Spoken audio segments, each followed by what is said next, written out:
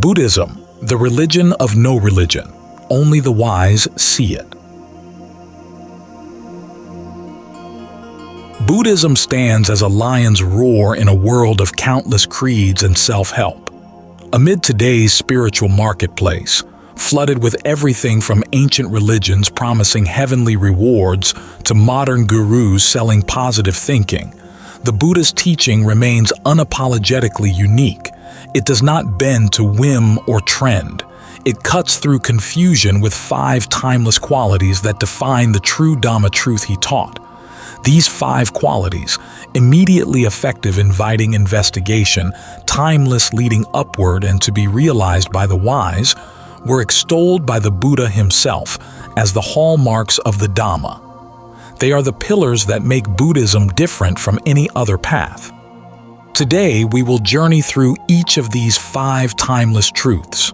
With clarity and conviction, we will see what is the authentic Dhamma and dispel what isn't, debunking popular misconceptions along the way.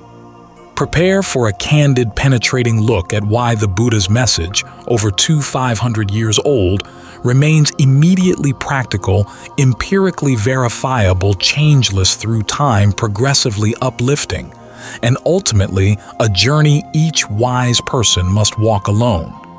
This is the true Dhamma in its pure form, a teaching as bold and liberating now as it was when the Buddha's lion roar first shook the world. 1. Immediately effective practical. Here and now. Buddha's teaching yields results here and now in this very life, an immediately effective cure for our suffering, not a promise postponed to some future heaven. In Pāli, the Buddha described his Dhamma as sanditiko, meaning visible in the here and now. Unlike religions that wager everything on the afterlife or philosophies that stay theoretical, the true Dhamma insists on practical impact in the present moment.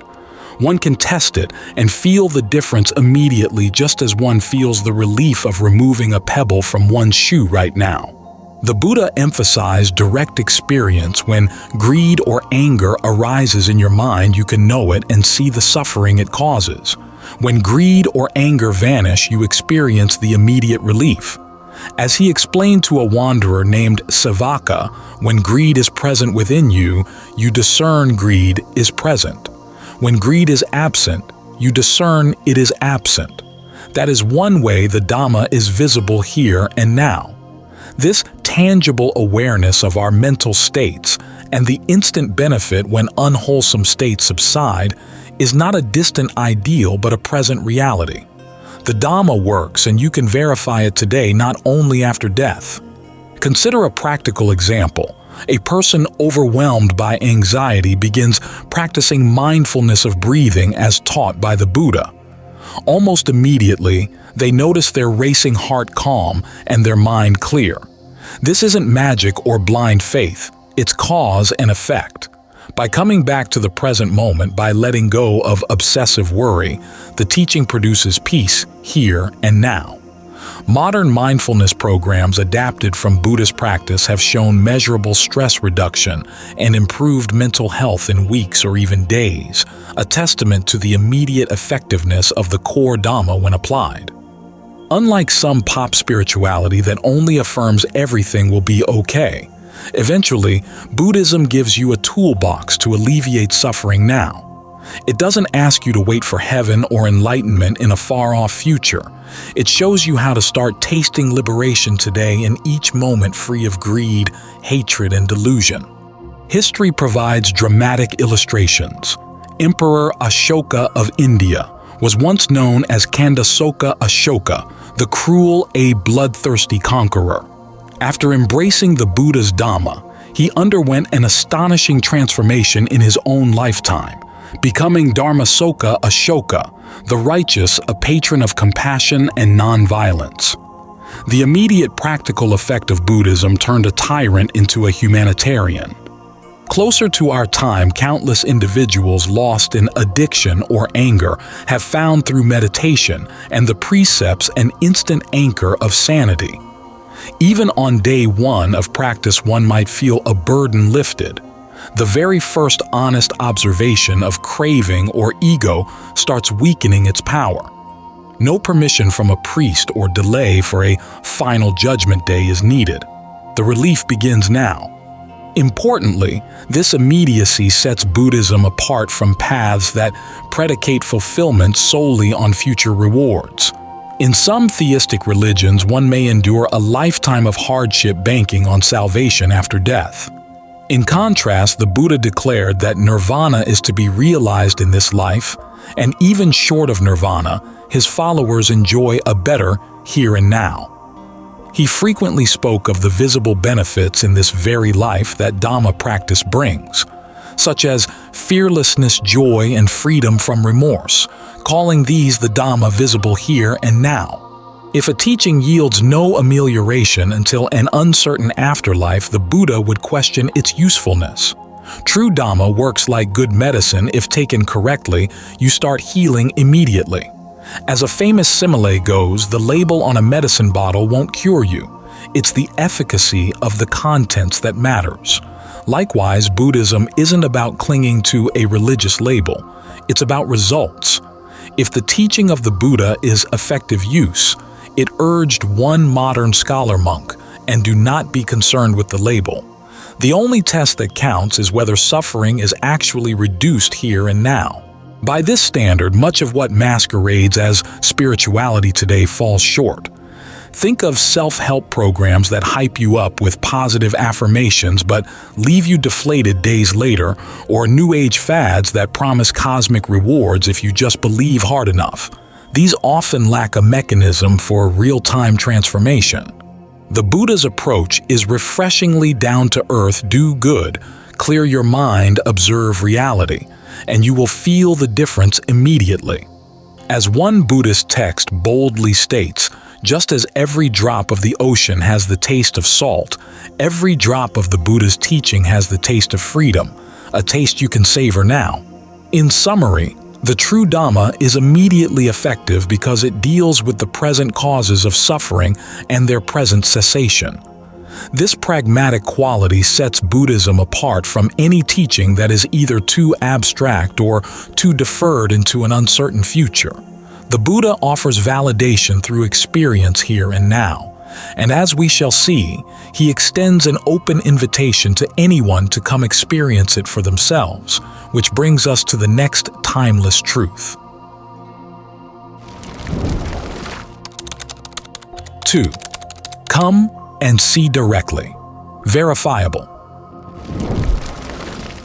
Buddhism invites doubt and scrutiny, an open-door policy almost unheard of in dogmatic religions.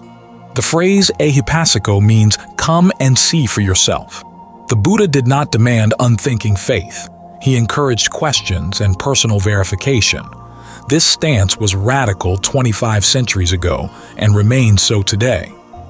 It makes Buddhism more akin to a science of the mind than a religion based on blind belief. The true Dhamma is to be looked into, tested, even criticized and confirmed through one's own insight. In the famous Kalama Sutta, often called the Buddha's Charter of Free Inquiry, the locals of Kesaputta told the Buddha they were confused.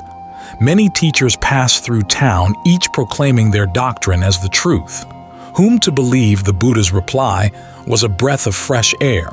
Kalamas don't go by reports or tradition or hearsay or scripture or logical reasoning or by thinking, this monk is our teacher. When you know for yourselves that certain qualities are unskillful, leading to harm and suffering, abandon them. And when you know for yourselves that certain qualities are skillful, leading to welfare and happiness, then follow them. In other words, see the actual results. Use reality as your test. This is the complete opposite of just have faith because an authority said so. The Buddha empowered listeners to trust their own discernment of what leads to benefit or harm. He even explicitly warned against blind faith in himself. According to one discourse, the Buddha proclaimed, "Do not accept what I say out of mere respect for me. Just as purity of gold is tested by burning, cutting, and rubbing it on a touchstone, so should you examine my words and accept them only after testing them, not simply out of reverence for the teacher. Imagine the founder of a religion telling followers not to simply believe him. This come-and-see attitude demolishes the pretensions of any cult of personality. The Buddha wasn't interested in being an infallible messiah. He was a guide pointing to truths you must verify in your own experience. This stands in stark contrast to many spiritual movements. In some religions, doubting the scripture or the prophet is considered a sin. One is told to suppress questions and just believe. In certain New Age circles, teachings can be so vague, feel your cosmic energy, that they're immune to verification. If you don't feel the promised magic, you're told you're not enlightened enough. The Buddha's Dhamma is crystal clear and transparent, pure as solid gold and open to inspection. There are no secret doctrines reserved for initiates in true Buddhism, no hidden esoteric teachings kept behind closed doors. The Buddha said he taught the Dhamma openly without an inner and outer. He kept nothing hidden in the closed fist of a teacher. All can come and see. This openness means Buddhism invites critique and analysis, and has withstood both for millennia. Even within the Buddha's lifetime, his disciples were applying reason and personal experience to test his instructions. Consider Venerable Sariputta, one of the chief disciples known for his wisdom. He famously said he did not fully commit to the Buddha's teaching until he personally investigated and saw that it led to the end of suffering. Far from being offended, the Buddha praised such careful examination. Investigate even me from every angle, he effectively said, like a goldsmith assays gold. Only a teacher supremely confident in the truth of his Dharma could invite that level of scrutiny. Modern Western seekers have been drawn to this aspect of Buddhism. Many who left dogmatic faiths behind were amazed that a religion exists where asking questions is not only allowed but encouraged. As the Dalai Lama, a prominent Buddhist figure, has said in the spirit of Ehipassiko, if science proved some aspect of Buddhism wrong, Buddhism would adapt, because truth comes first.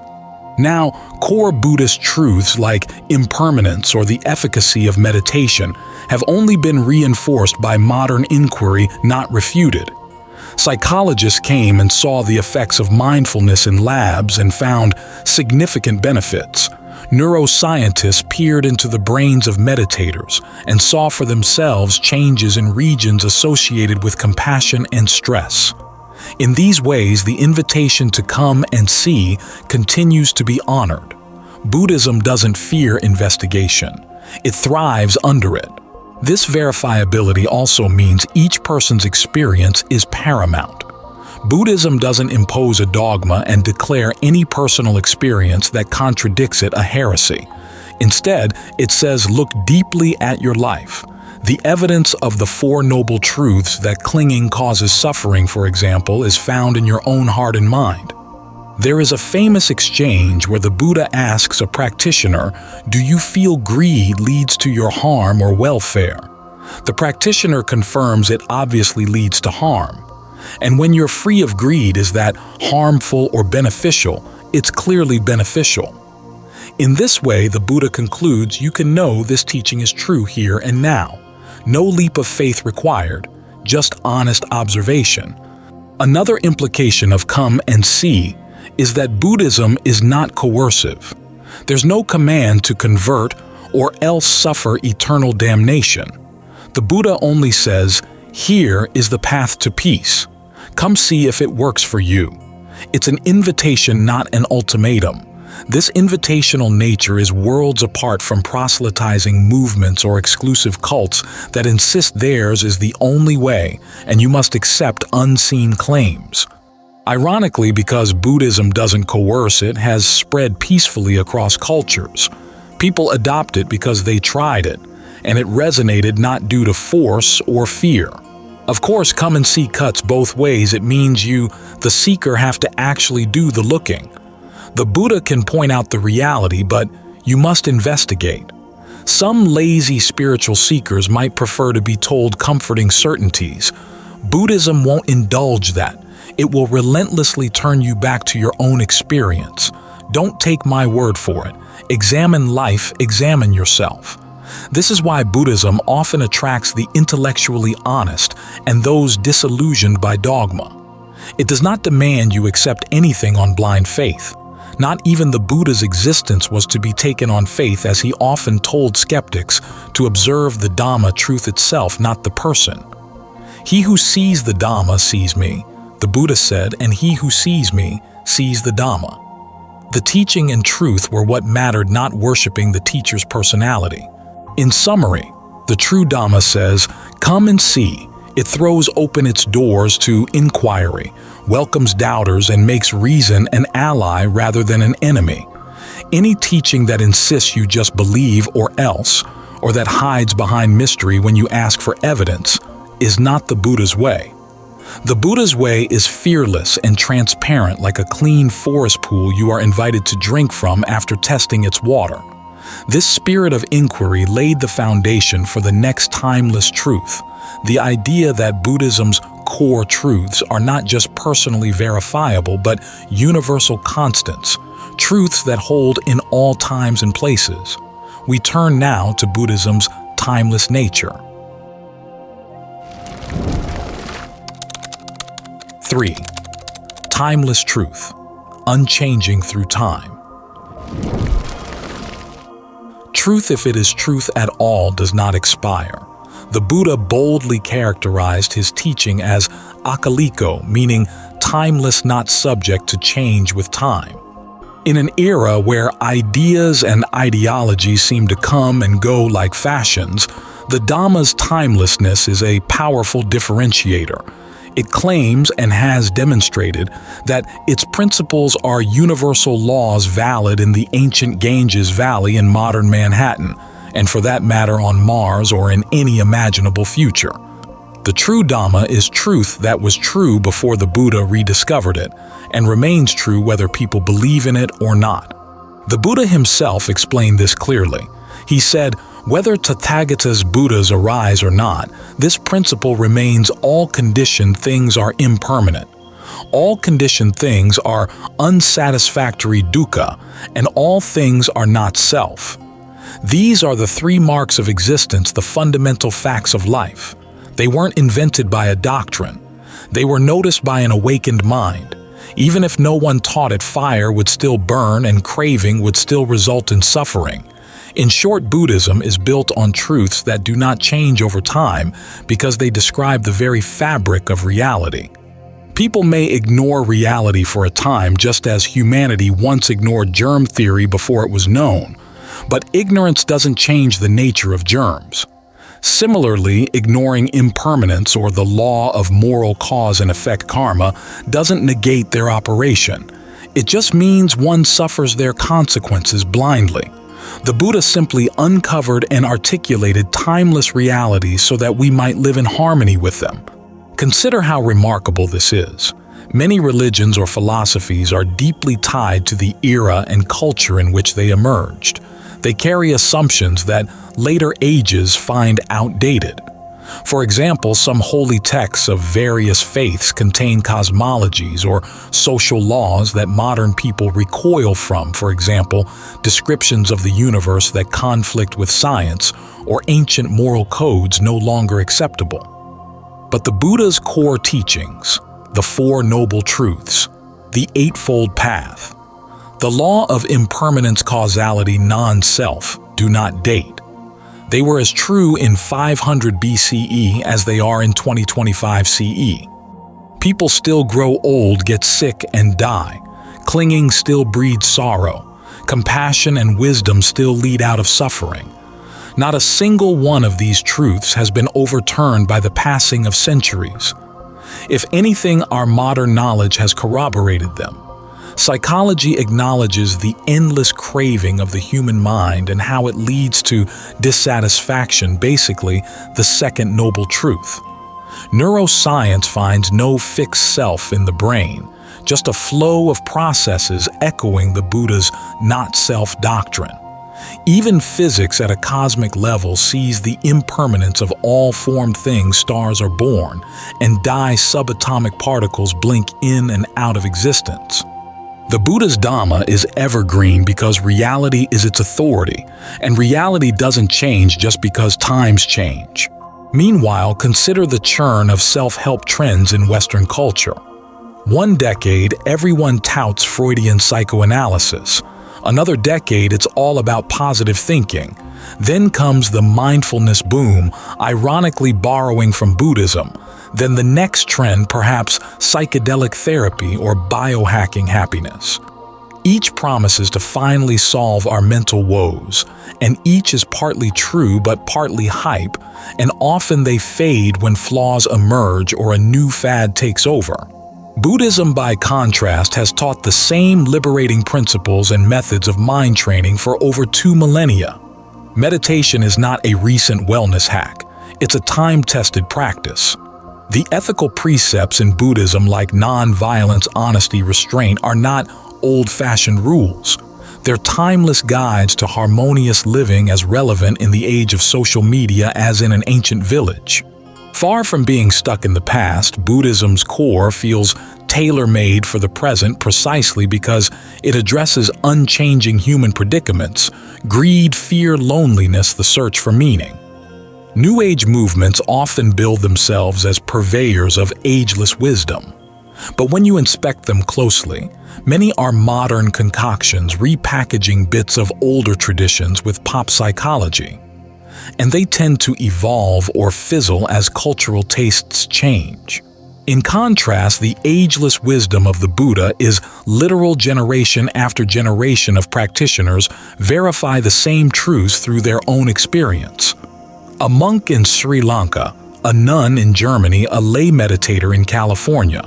All, if practicing rightly, will discover impermanence, will see the rise and fall of mental states, will observe how letting go brings peace. The language and cultural trappings may differ, but the experience is consistent. It is not locked to one era, gender, or ethnicity. Suffering and liberation from suffering are timeless human experiences. The Buddha gave a beautiful analogy. He compared his Dhamma to the vast ocean. One quality of the ocean is that it has one taste, the taste of salt, everywhere. Likewise, the Dhamma has one taste, the taste of liberation, in every time and place. Another quality, the ocean's depths gradually slope without sudden drops. Similarly, the Dhamma has a gradual path, more on that in the next section, and no abrupt contradictions or changes. No matter when one enters it, one follows a reliable gradient to deeper wisdom. Furthermore, the ocean does not tolerate impurity. It washes up any corpse to shore. In the same way, over time, Buddhism has a way of purifying itself of extraneous additions. Spurious claims or false teachings eventually get washed out by the fact that they don't lead to liberation. The core remains timeless and pure. If there is truth, that truth can never become old, as one venerable master wrote. Dhamma is that truth which cannot grow old with age, since it depicts the reality underlying all existence. Critically, the timeless nature of Buddhism means it's not meant to be bent to suit our whims, but rather to bend us towards truth. In modern times, some try to modernize or dilute Buddhism. Maybe the Buddha didn't really mean we have to give up sensual lust that was old-fashioned, or karma is a nice idea, but we can drop the rebirth part to fit current tastes. While interpretations can evolve, one must be careful. The core truths are not negotiable. The reason they've endured is because they work, not because they are accommodating. If one attempts to change them fundamentally, one ends up with something else altogether, perhaps a comforting philosophy, but not the Buddha's Dhamma. For example, a current materialistic self-help ideology might claim suffering is optional, just maximize pleasure and success and you'll be fine.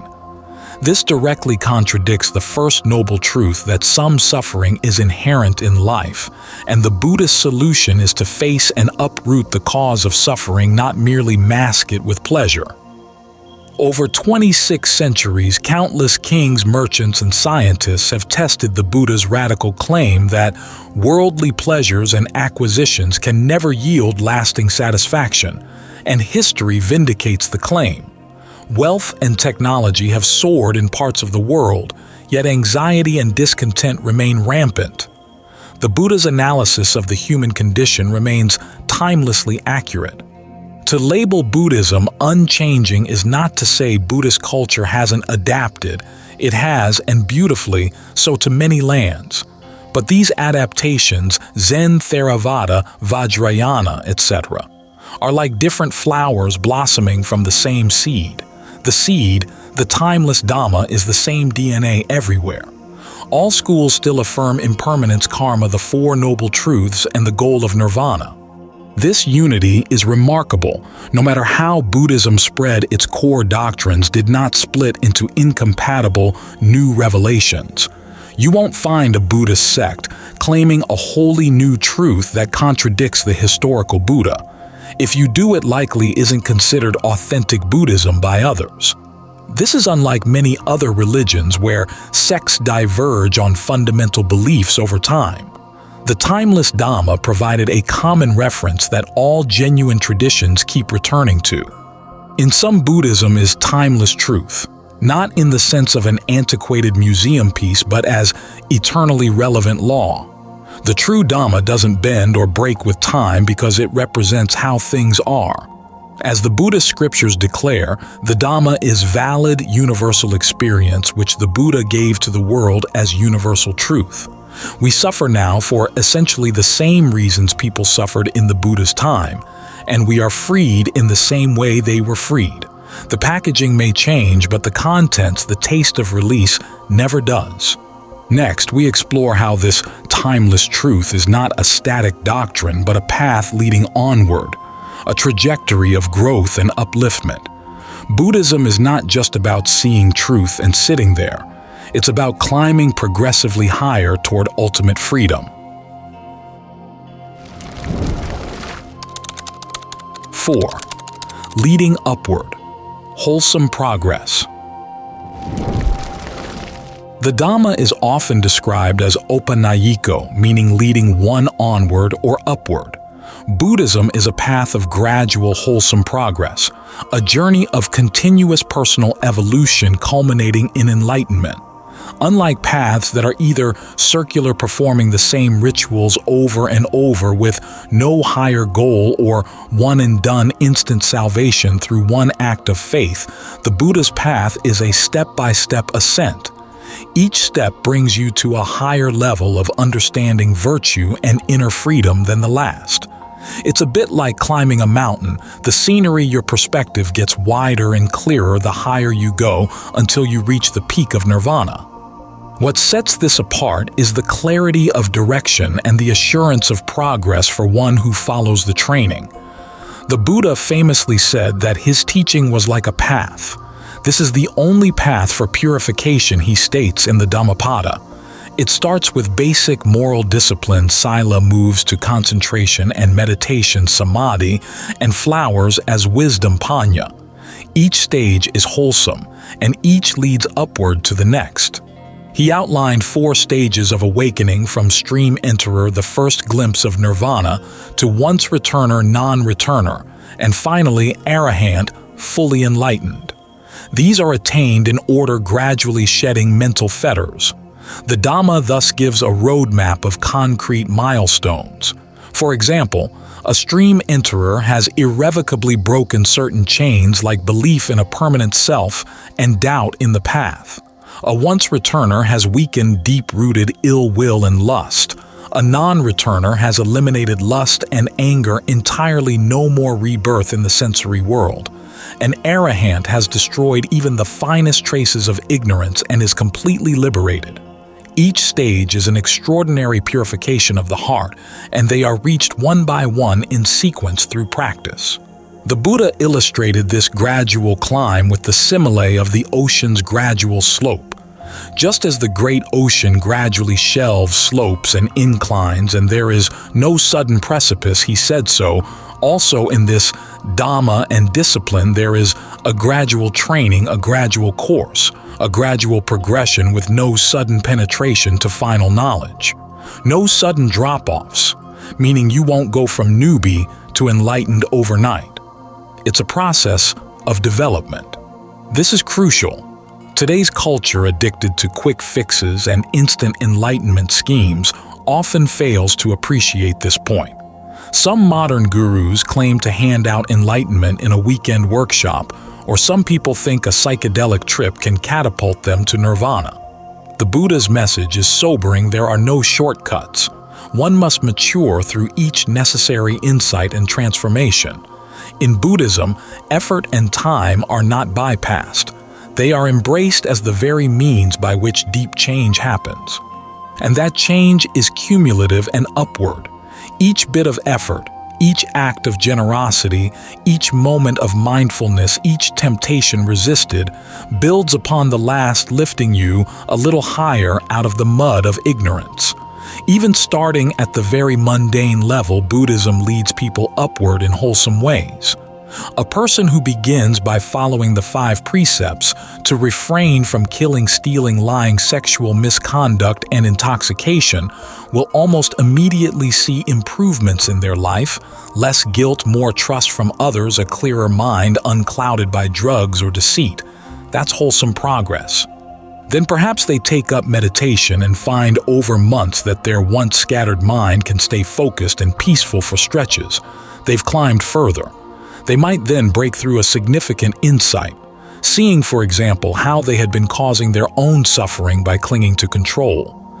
And that insight permanently shifts their attitude. That's a leap upward in wisdom. Friends might even comment, "You seem so much calmer and kinder these days." Indeed, the practice is doing its work, leading that person upward in character and understanding. Contrast this with many self-help or religious approaches. A materialistic self-help program might help you gain confidence or wealth. Nothing inherently wrong there, but does it lead you beyond the material? Often it just leads you to a successful worldly life, which still ends in aging, loss, and death untranscended. It doesn't solve existential suffering. It at best helps you decorate your prison cell. Likewise, a religion might encourage basic morality and devotion, good things, but then hit a plateau. Be a good person so you can go to heaven. What then? If heaven is just an eternal comfort, is there growth or just static existence? Buddhism is not content with any static existence, even heavenly. The Dhamma leads onward past the heavens to ultimate deliverance. It's said that even the gods' devas can progress by hearing the Buddha's teaching because it guides them beyond their celestial pleasures towards nirvana. The path is ever upward, ever refining until all dukkha suffering is eliminated. Another major difference is quality over mere salvation. Some paths measure success by a binary: saved versus damned, believer versus infidel. Buddhism measures it by gradations of purity and insight. A cruel person becomes kind. That's success. A confused person gains clarity. Success. There's always a higher refinement possible until perfect enlightenment. This ladder of progress fosters hope and diligence. One doesn't think, "Oh, enlightenment is too distant, why try?" Rather, one sees tangible improvements at each rung, which reinforces faith that further progress awaits if one keeps climbing. It's like exercising and seeing your stamina improve week by week. It motivates you to go further.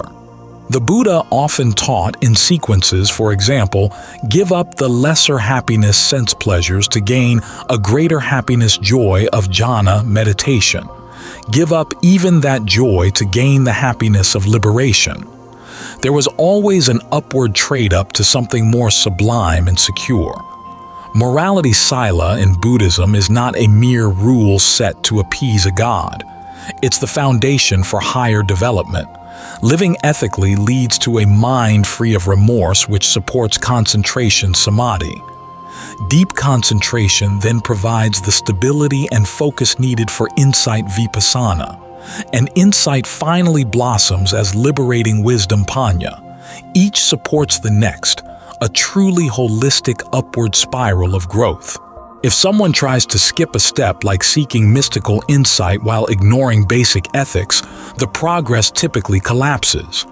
Thus, the Buddha's method ensures a solid ascent. You build strong roots, then rise. This systematic progression is a distinguishing feature. It's not random. The Buddha was called an unsurpassed trainer of persons for good reason.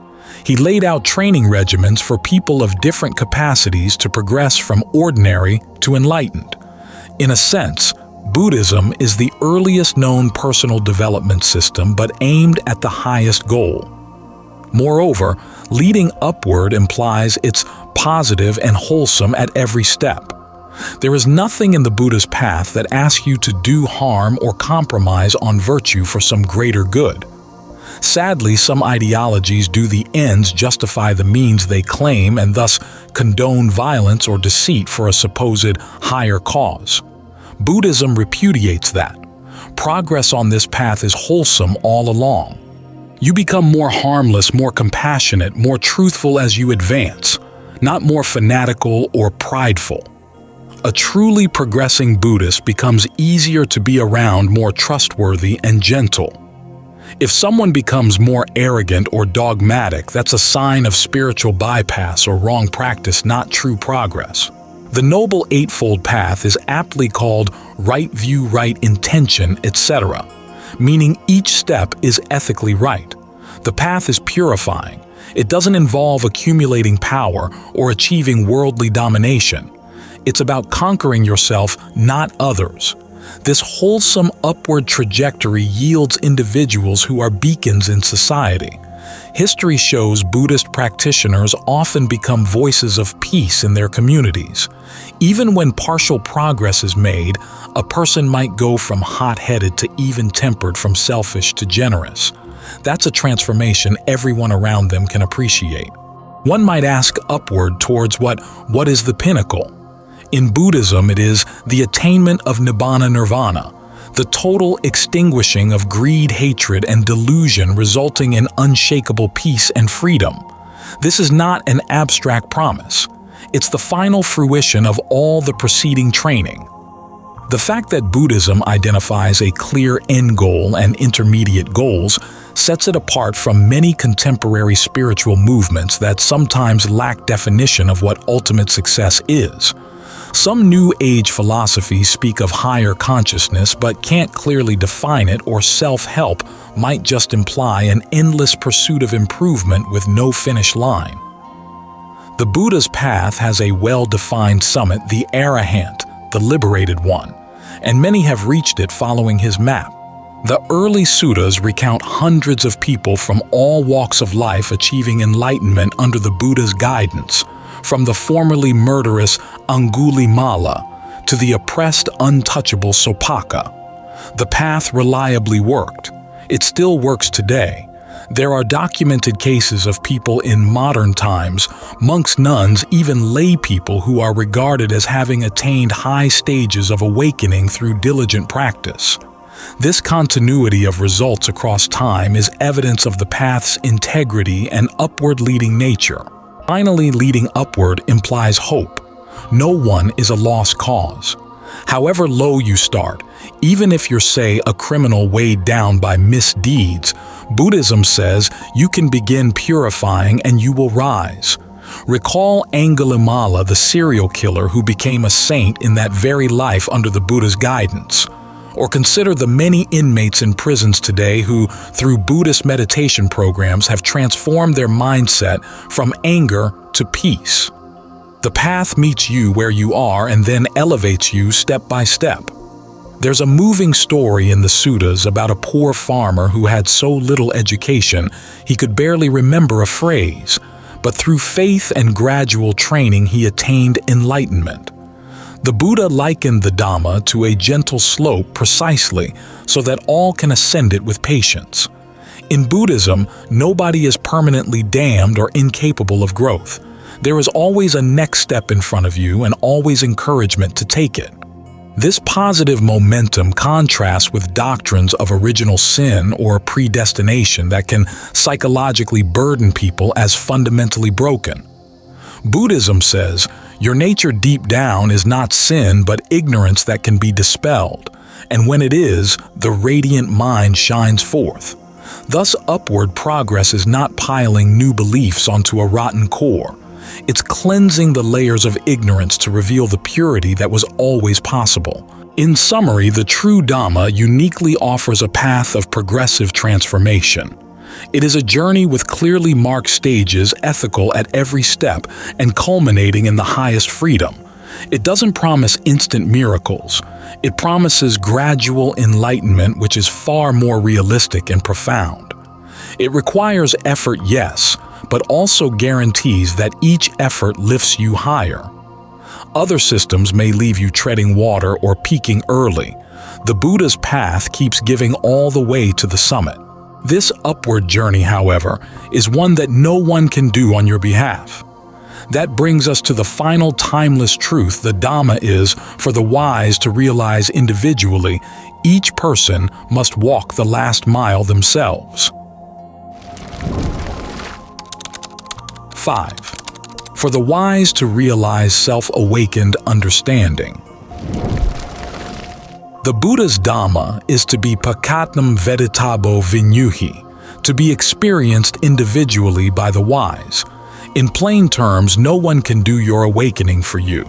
This is perhaps the most empowering yet challenging aspect of Buddhism. It declares full spiritual self-reliance. The Buddha is a teacher. The Dhamma is the medicine. The Sangha community are inspiring friends. But you must take the medicine and walk the path. You yourselves must strive. The Buddha's only point the way, says a famous verse in the Dhammapada. Those who attain freedom do so by their own wisdom and effort, not by clinging to the robe of a savior. In Buddhism, there is no savior, no vicarious salvation. And ironically, that is a message of great hope and dignity. It means you have the power to purify and free yourself if you choose to cultivate the necessary qualities. This principle slices through many common spiritual misconceptions. For instance, some popular religions promise that if you just have faith in a Messiah or perform certain rituals, salvation will be granted to you by an external power. The Buddha flatly rejected this notion. Once he analogized himself to a doctor, he can diagnose our illness suffering and prescribe a remedy, the Eightfold Path, but the patient must take the medicine. No one else can swallow it on your behalf. If a patient refuses to follow the regimen, it's not the doctor's fault if the patient remains ill. Likewise, the Buddha gave all the instructions needed for liberation, but each individual must put them into practice. This is why the Buddha, before his passing, did not appoint a human successor. He pointed to the Dhamma and Vinaya teachings and discipline as the guide, and told his disciples, "Be an island unto yourselves, a refuge unto yourselves. All compounded things are impermanent. Strive on with diligence." His last words emphasized personal effort. This uncompromising directive stands in stark contrast to spiritual paths that encourage surrendering one's will to a higher authority in exchange for divine grace. Buddhism says grace, if we even use that word, comes through one's own cultivated wisdom. It is for the wise to realize, meaning you must develop the wisdom. No amount of wishful thinking by the unwise will lead to enlightenment. A common refrain in the suttas is, "The Tathagatas Buddhas only show the way, but you must tread the path. If you do, you will taste release. If you don't, even 1,000 Buddhas cannot give you enlightenment as a gift." Now, for the wise to realize also implies that the truth of Dhamma is only evident in experience, not through second-hand description. No one can truly explain nirvana to you in words. A wise person must see it. This isn't esoteric secrecy. It's simply the nature of profound realizations. It's like trying to explain what chocolate tastes like. You can come up with analogies, but until someone actually tastes chocolate, they won't truly know. Similarly, a teacher, even the Buddha, can describe the bliss of letting go or the freedom of an enlightened mind, but the full significance dawns only when you realize it. This preserved the Dhamma from devolving into just an academic theory or a dogma to recite. It stays grounded in personal realization. No one can absorb the Dhamma on behalf of another person, just as no one can quench another's thirst by drinking for them, as one commentary puts it. The wise must drink for themselves. Who are the wise? In Buddhism, wisdom panya isn't about IQ or scholarly knowledge.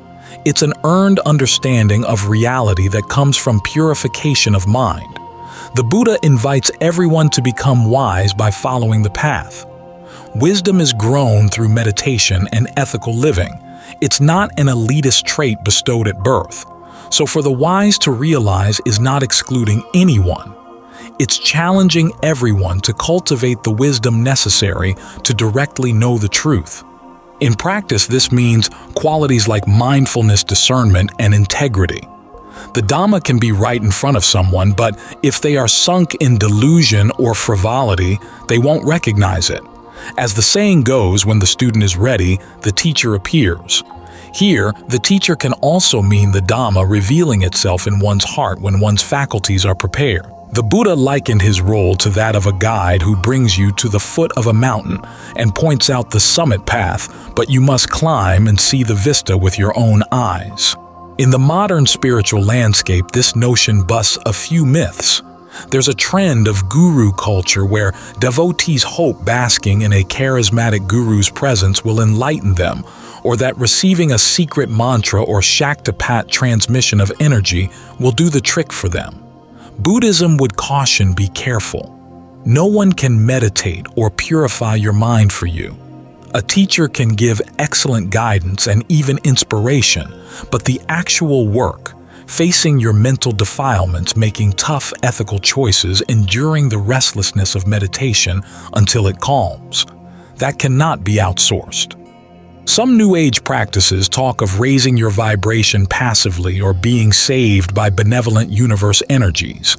Again, Buddhism says, any lasting purification must come from intentional mindful effort by the individual. It might not sound as seductive as just chant this and you're saved, but it's realistic and lasting. The freedom won through one's own efforts is deeply stable because you know how you got there and you've eliminated the causes of bondage at the root. This ties to responsibility and empowerment.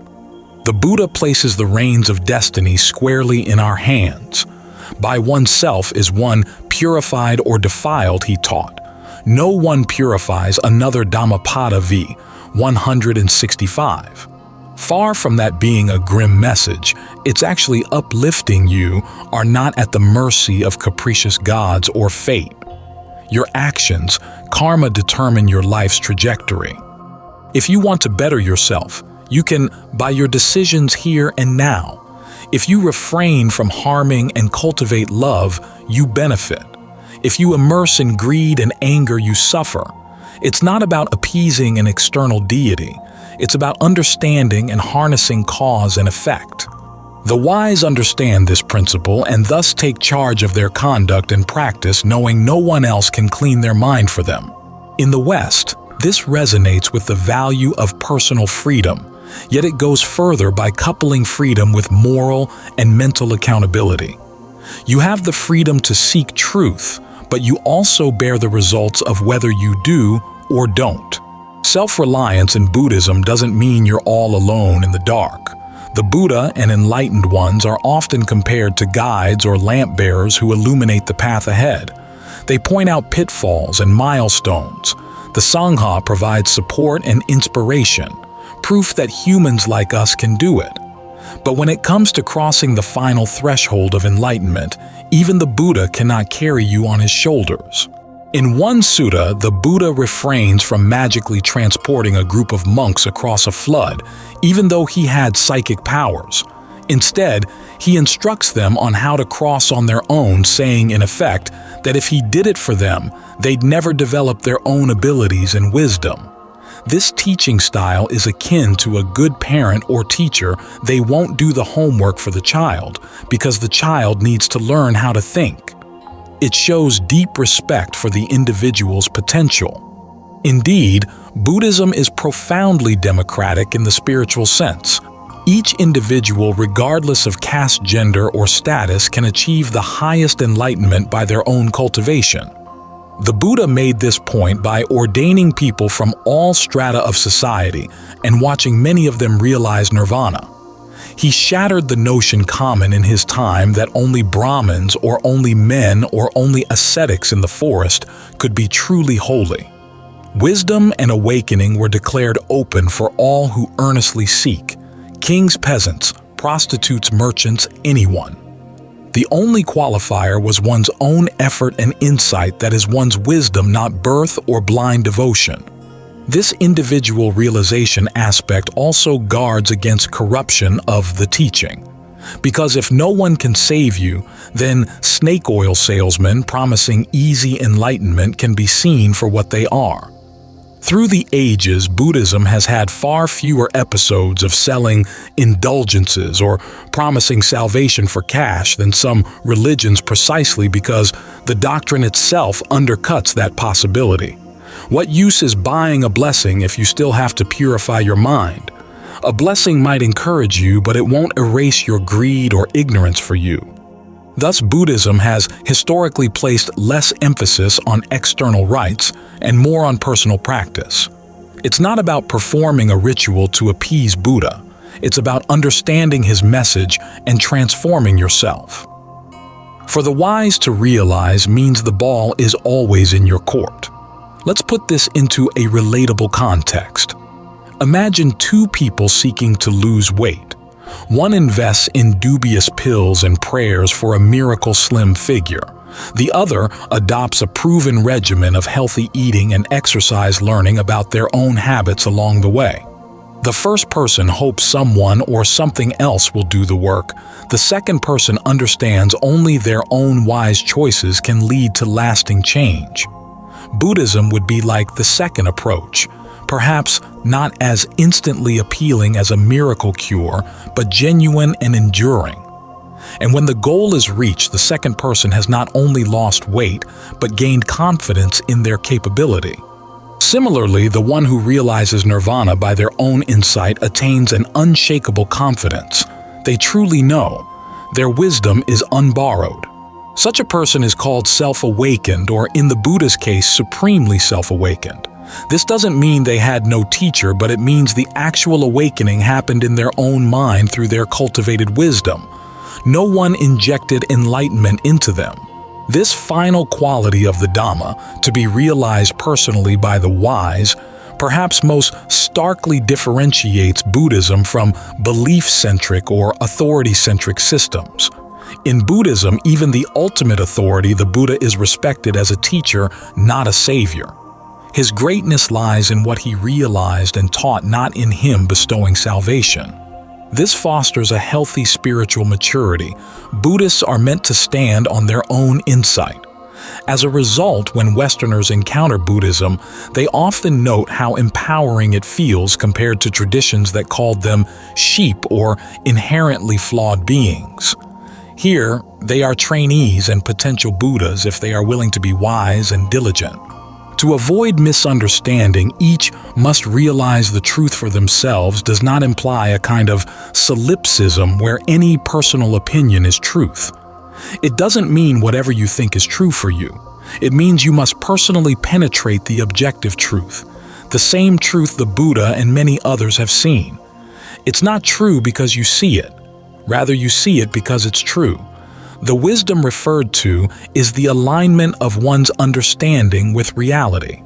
So there is still an external standard, the nature of reality, that one's internal wisdom must awaken to.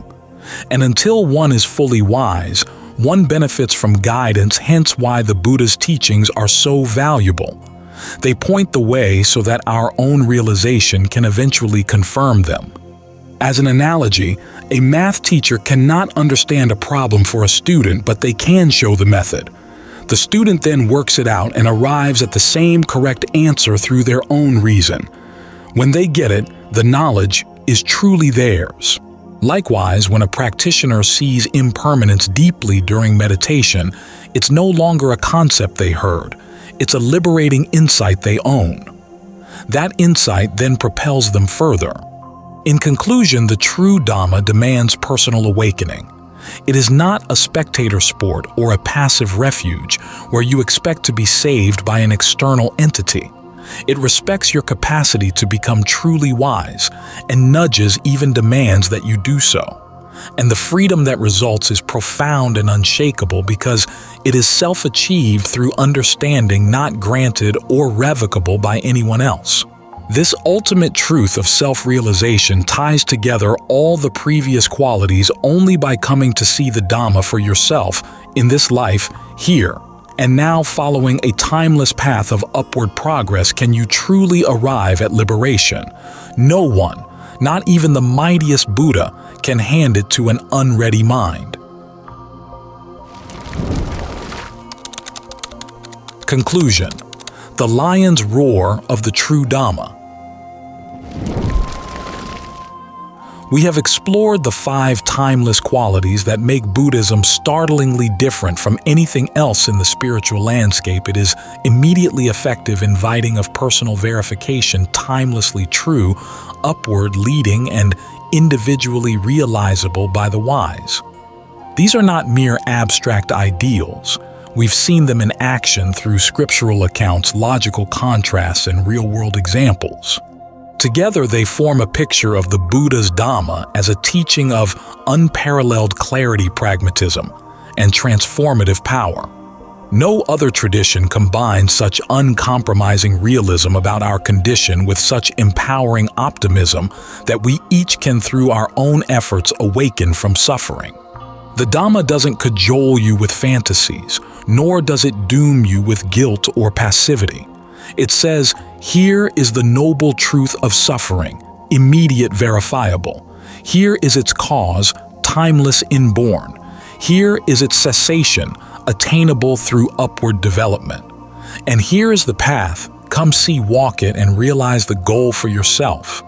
In a world that often either sugarcoats the problem or sells snake oil solutions, the Buddha's message stands out stern and compassionate, profound yet accessible.